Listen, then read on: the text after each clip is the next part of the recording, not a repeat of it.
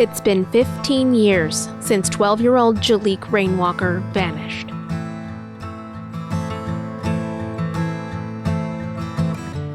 His disappearance from rural upstate New York was ruled a probable child homicide. But no one has ever been charged, and his body has never been found.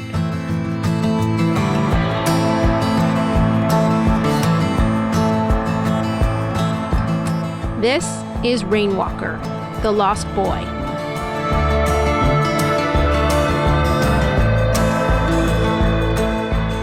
I'm Jessica Marshall.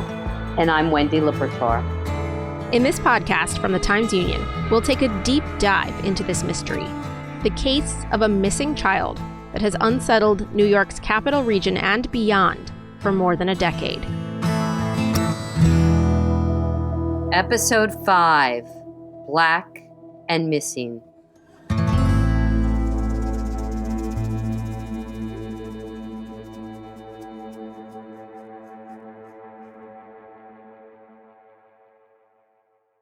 Before we begin, a word of caution.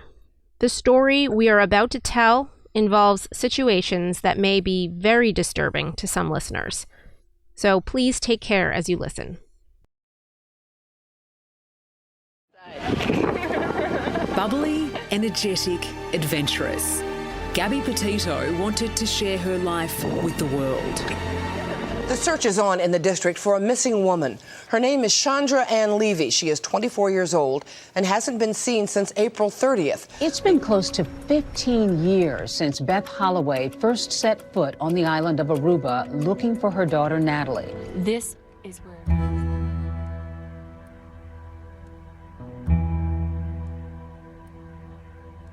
Every year, the National Crime Information Center releases statistics on the number of Americans reported missing. In 2021, the latest data they have released, there were just over 521,000 missing persons reports made.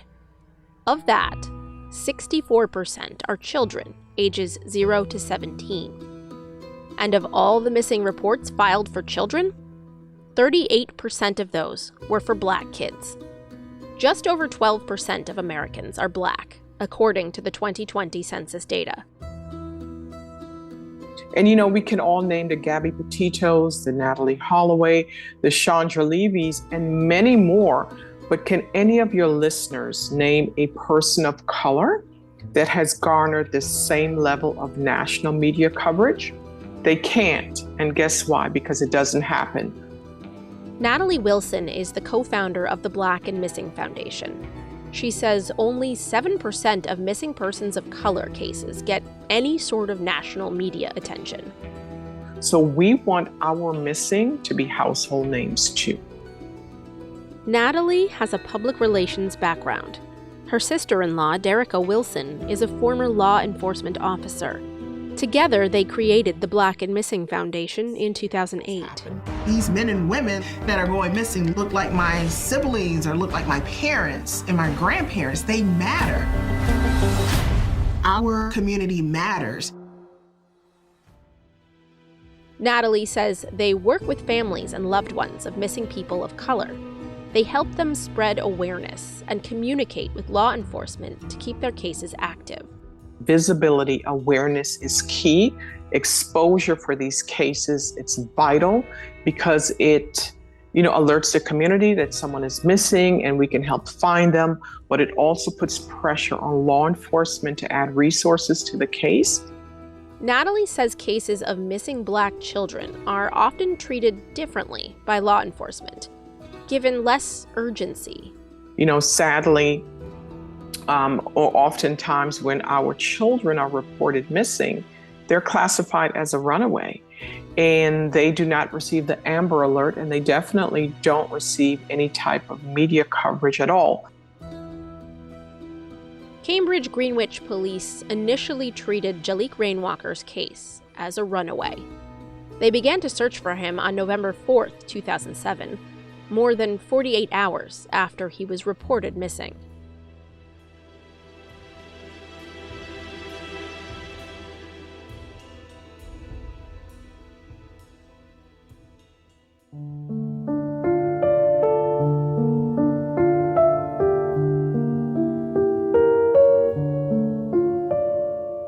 Jaliek's adoptive father, Stephen Kerr, reported his son missing around 9 a.m. on November 2nd.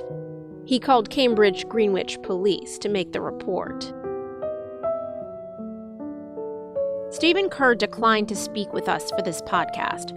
Jocelyn McDonald did not respond to multiple requests for comment.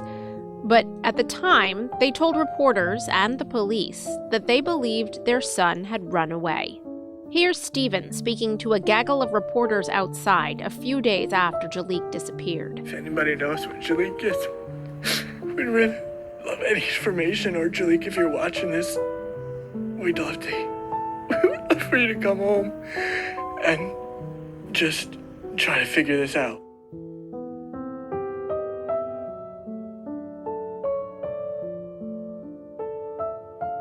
Jaliek's adoptive grandmother, Barbara Reilly, was at her home in Wynantskill, about 30 miles due south of Greenwich, when she got the call from her daughter, Jocelyn McDonald. It was late morning, early afternoon on Friday, November 2nd. She says Jocelyn told her Jaliek had run away. It was a very unusual day, obviously. Barbara says she jumped in the car and sped to Stephen and Jocelyn's cabin outside of Greenwich. After she arrived, she says Jocelyn left to go pick up her other children. She said she had to take them to appointments. When Jaliek went missing, and how you said Stephen was just walking around nonstop, talking about food, Red Robin, Elaine Person. Well, he would be, it was all about the food. It was all about how Elaine had invaded his personal space because he wasn't in the car when she arrived with Jaliek. Yeah. And then he talked about how Jaliek must have gotten in with the several black respite kids that were there, and he must have run away to be with them. And then it was, no, he's probably become, run away to find his biological family. And then no, it's he's ashamed, and so it was always trying to find a way that he has left because he's ashamed, or he's gone to a gang, or he's right. And then Stephen Kerr told the Times-Union about a month later that he believed Jaliek ran away to join the black community in Albany, Schenectady, or Troy, the three largest cities in New York's capital region. All of them are within 30 to 40 miles of Greenwich. Stephen's exact quote, given to reporter Dan Higgins in 2007, was, quote, "Every time we went through a predominantly African-American neighborhood, he was like a kid in a candy shop. Can we stop there and go shopping? I'm 100% sure he's in an urban setting within an African-American community," unquote. Barbara says she couldn't believe Jaliek had run away. Whether it was to join a gang, to find his birth family, or any of the other theories her son-in-law was putting out at the time, it just didn't make sense to her. And then, suddenly, in the afternoon on November 2nd, just hours after he reported his son missing, Stephen said he had to leave to go to a friend's birthday party. And I said, well, I think somebody should be talking with the police, going house to house, searching. Have you gone to the neighbors up here? And he goes, no. He goes, but I'm going to go to the party. And he left.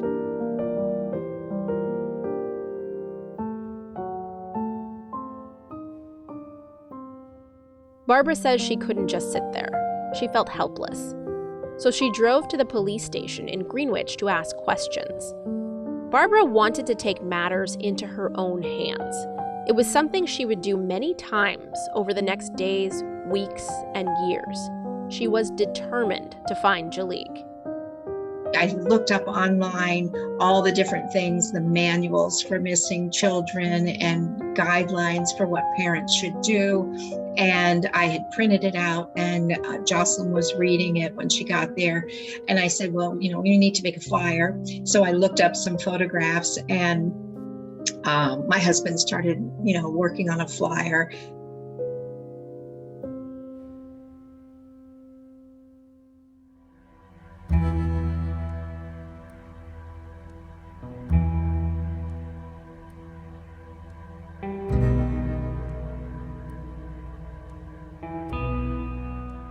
Cambridge-Greenwich Police Chief George Bell was notified that Jaliek was missing on the evening of November 2nd.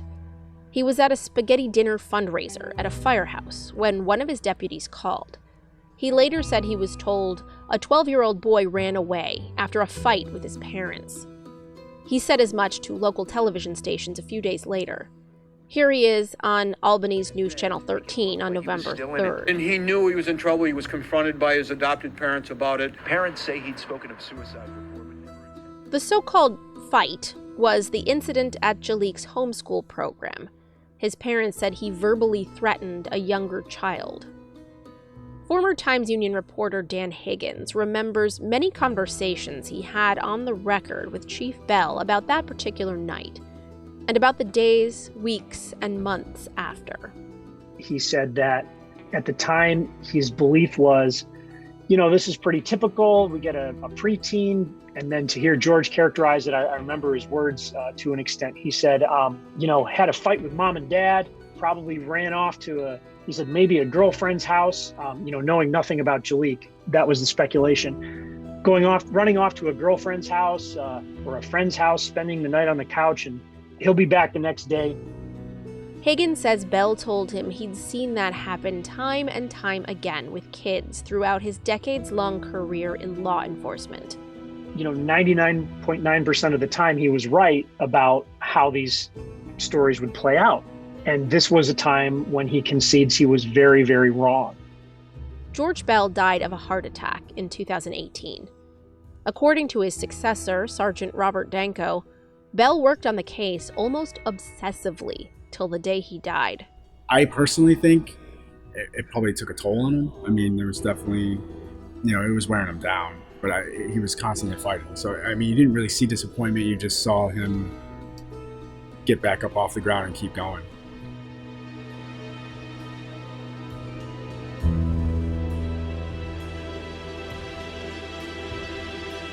We'll be right back.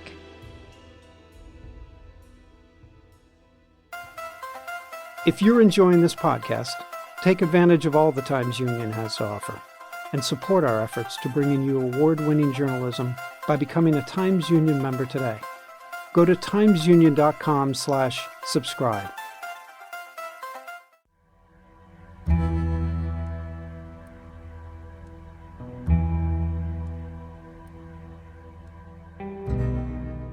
Welcome back to Rainwalker, the Lost Boy. Tom Aiken was in charge of the New York State Police's Bureau of Criminal Investigation Unit in Greenwich in 2007. It was the morning of Sunday, November 4th, almost exactly 48 hours after Stephen Kerr reported Jaliek missing. Tom had the day off. He and his then 7-year-old daughter were driving to the mall to go holiday shopping. His phone rang just as he pulled into the parking lot. It was George Bell. He was calling for help with finding Jaliek. But he started out by apologizing to me and said that he should have called me on Friday when the complaint came in, but he thought it was just going to be a standard runaway or missing persons case when his officers got the call. Aiken is retired from the New York State Police. He lives in South Carolina now. He still does some work in law enforcement, and he keeps tabs on the Jaliek case. He has a sharp memory of the case he worked on for many years. He says he recalls his first conversation with George Bell quite well. And so that's the way it started. He kept apologizing to me that he didn't call me Friday. I don't like to say this too much, but I think we would have had a better chance of immediately coming to a better resolution in this case if he did call us.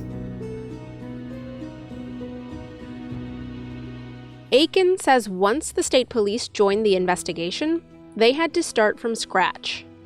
We can't just go by what was done at that point for the past 3 days. So we had to start over again. And that meant starting with the crucial interviews. He says they interviewed Stephen Kerr and Jocelyn McDonald. They sent a team to talk to Elaine and Tom Person, the foster parents who'd provided respite care in the week leading up to Jaliek's disappearance. They also sent a team to talk to Katie Bonesteel, the Red Robin waitress who served Jaliek and Stephen food the night before he vanished. When we missed those 3 days, there were 2 full nights where Stephen was missing and unaccounted for Friday and Saturday night that was very difficult to get back. One of the major leads we did was we assigned to check every dumpster between Greenwich and Albany along Route 40 and the whole route down to where he came from and the Red Robin and everything else.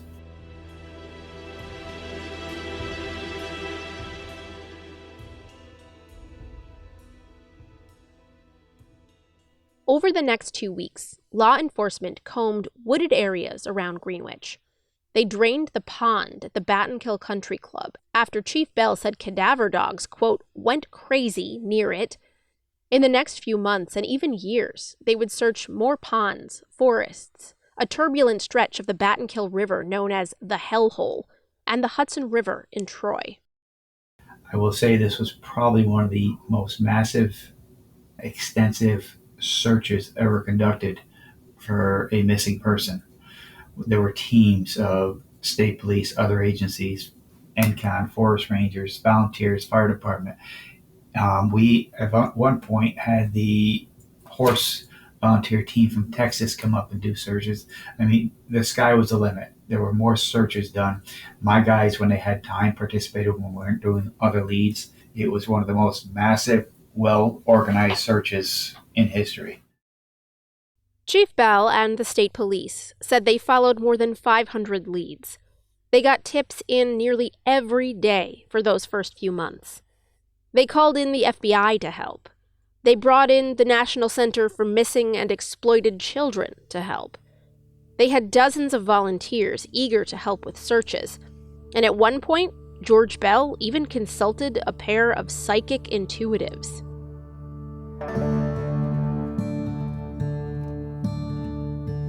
There was one source they say they expected to get help from, but did not. Jaliek's parents. I've never met such a pair of parents that refuse to cooperate with law enforcement. That's George Bell talking about Stephen and Jocelyn on an episode of Find Our Missing from 2012. Police asked Stephen and Jocelyn to take polygraph tests in Albany during the week after Jaliek's disappearance. Jocelyn did, and Stephen refused. Twice, while polygraph test results are inadmissible in courts. They're a tool that investigators say they use to help them throughout the course of their investigation. Stephen and Jocelyn deny they were being uncooperative. Stephen told reporters that they had nothing to hide. He said they made all of their personal information available to police: phone records, credit card, bank statements, computer passwords. Stephen and Jocelyn said publicly at the time that they felt Stephen was being mistreated by law enforcement in the course of the interrogation. During the December 2007 interview with Albany's WTEN, Jocelyn described some of the alleged mistreatment. She said police were threatening her husband, goading him into confessing to the murder of his son. Stephen followed that up in the same interview, alleging that state police investigator Tom Aiken threatened to have Child Protective Services take the other children away if he did not consent to a polygraph test.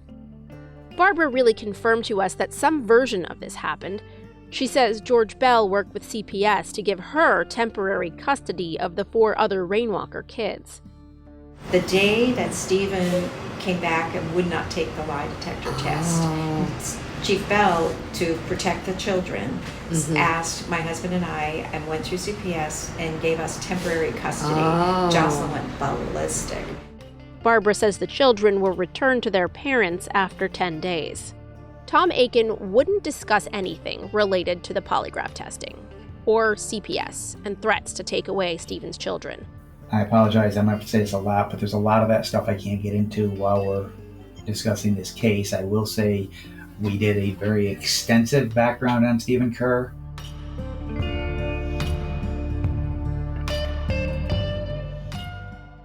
Because the state police came to talk to me. We sort of worked out a timeline, and it seemed as if probably I had been talking to Stephen after he had left the Red Robin. That's Ananda Forrest. He was a friend of Stephen's back in 2007. His legal name was Emery at the time. He's currently a professor of liberal arts at the Community College of Vermont in Brattleboro. He called Stephen on his cell phone sometime in the 8 o'clock hour the night of November 1st. He was returning a call that he missed from his friend earlier. Even though it has been 15 years since he made that call to Stephen, Ananda says he remembers exactly what they were talking about: Jaliek. Stephen was asking him for advice on how to handle Jaliek. He was calm, but he was concerned about where Jaliek was headed behaviorally. That he was becoming more and more of a discipline problem, and as he hit adolescence and the hormones got flowing. Ananda is really into shamanism and the power of spirit quests and sweat lodges. That's what led him to a friendship with Stephen Kerr around 2004. They met through a mutual friend. They had sons who were close in age. They'd planned a symbolic rite of passage ceremony for their oldest sons that involved a sweat lodge and a vision quest. Because adolescence is handled so badly in our society, and kids usually have to initiate themselves, and it's the blind leading the blind. So we just thought we'd kind of create, and we thought we should start before they were 14, just so that they were used to the idea. On the phone on November 1st, Ananda says Stephen mentioned the incident at Jaliek's homeschool, that Jaliek had verbally threatened a younger child.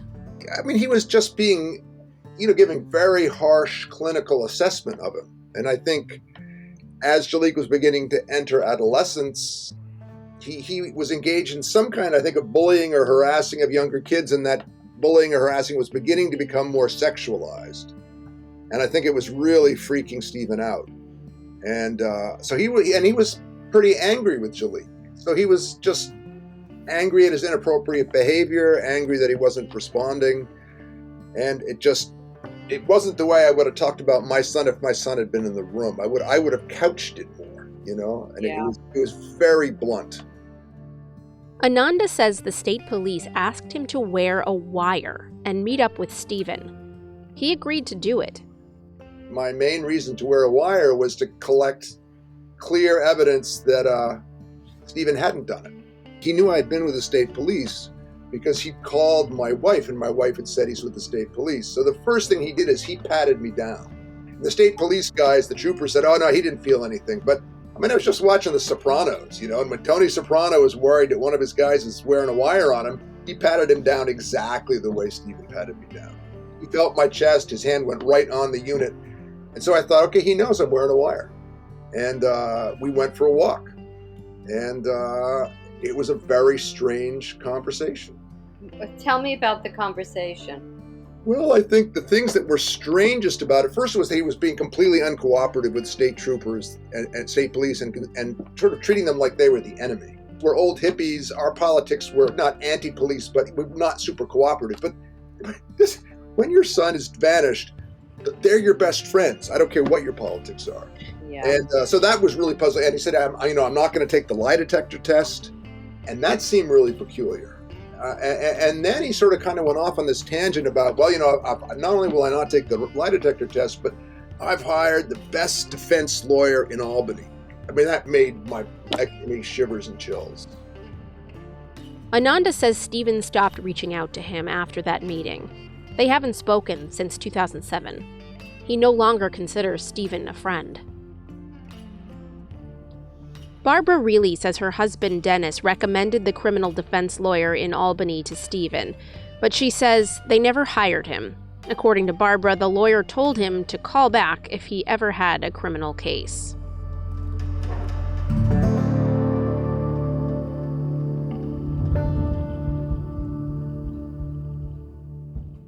Around 2 weeks after her son disappeared, Jocelyn McDonald asked her mother to stop looking for Jaliek.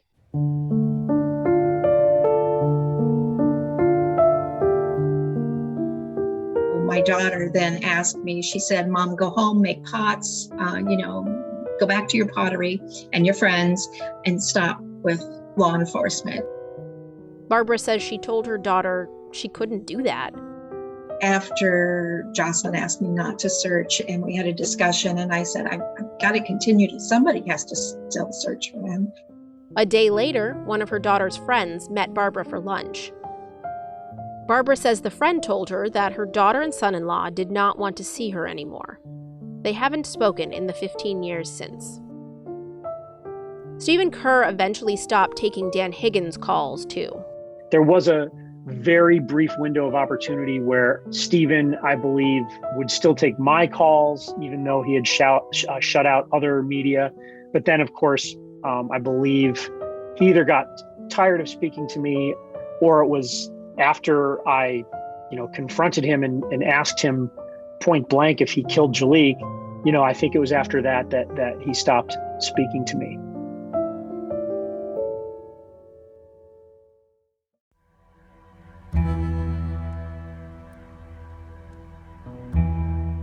Dan Higgins says it was around late December when he asked Stephen if he'd killed his son. Stephen told him, quote, "No, I did not." But then he added, quote, "I could understand how people picture me as the prime suspect. That is completely understandable," unquote. In mid-January of 2008, a little more than 3 months after Jaliek vanished, Chief George Bell held a press conference. Law enforcement was releasing security camera footage taken from a bank on Greenwich's main drag in the early morning hours of November 2nd. It was footage of a van that matched the description of the one Stephen was driving earlier that night. It appeared to be the same make and model. Stephen Kerr told police that he watched a movie and went to sleep after he arrived with Jaliek at the Greenwich house around 9 p.m. on November 1st. The bank's van footage was taken a little after midnight. We can't prove that the van belonged to Stephen.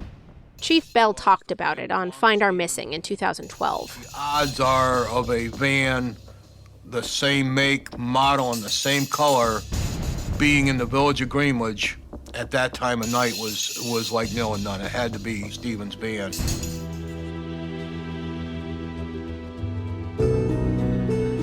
It was at that point that law enforcement also announced that Stephen Kerr was a person of interest in the case. Person of interest is a term that carries no legal weight. It simply means investigators thought Stephen had valuable information that could lead to solving the mystery of what happened to his son. It could also mean they thought he was involved somehow, but Stephen was never charged with anything. Dan Higgins recalls a conversation with George Bell he had around this time, early 2008. He was very candid, and right off the bat, he told me that he thinks Stephen had something to do with this. And again, it's this extreme candor that I was getting from Chief Bell and candor that I was getting from Barbara, which really drew me to them and made me keep coming back for more and asking. I was expecting candor from Stephen and Jocelyn, and they just became more and more and more closed off. Higgins was also careful to point out here that there is nothing inherently criminal or suspicious in someone's decision not to talk to the media. Police say they asked to re-examine Stephen's van. They'd searched it in the days after Jaliek's disappearance.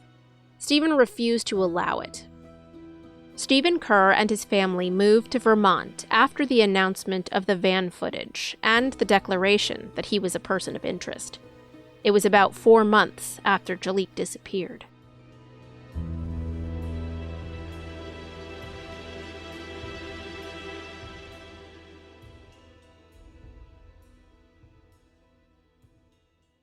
Natalie Wilson of the Black and Missing Foundation says Jaliek's case is in their database.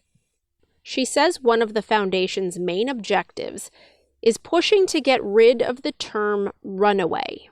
The classification of runaway should be prohibited, especially when it's a child, and there should be dedicated resources to finding them.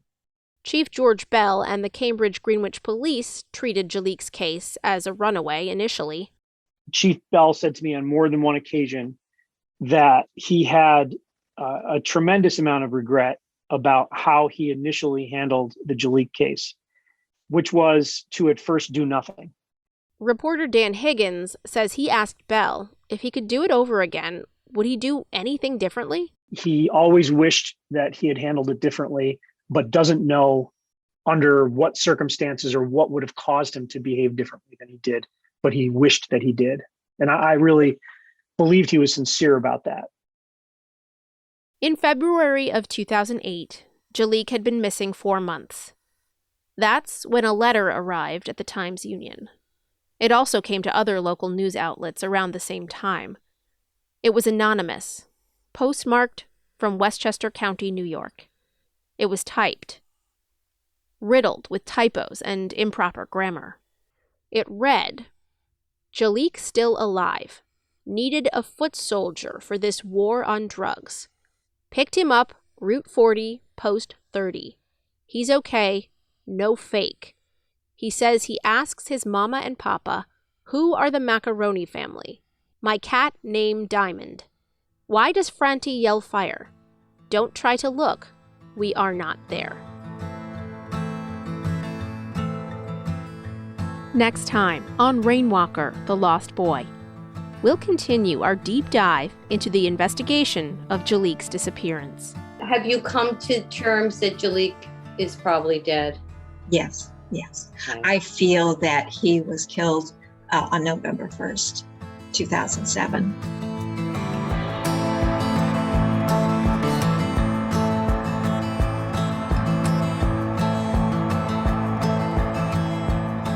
Rainwalker, the Lost Boy is a Times-Union podcast. This series was produced and edited by Wendy Libertor and myself, Jessica Marshall. We had help from Lauren Stanforth, Susan Mahalik, Lori Todd, Erica Smith, Tom Crocker, Jeff Shearer, and Casey Seiler. Special thanks to Dan Higgins. Archival report footage came from local stations Albany's CBS 6, News Channel 13, and News 10, and from Find Our Missing. Our theme song is As You Make the Bed by Amos Noah.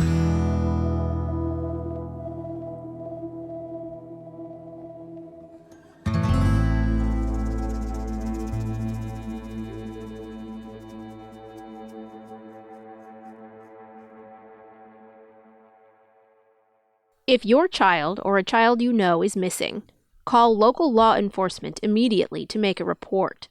For more information on what to do next, call the National Center for Exploited Children at 1-800-843-5678 or visit their website at missingkids.org.